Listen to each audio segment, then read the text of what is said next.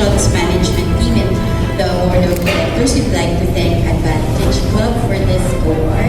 And this award is actually a testament to our efforts in considering our employees as our partners in the business.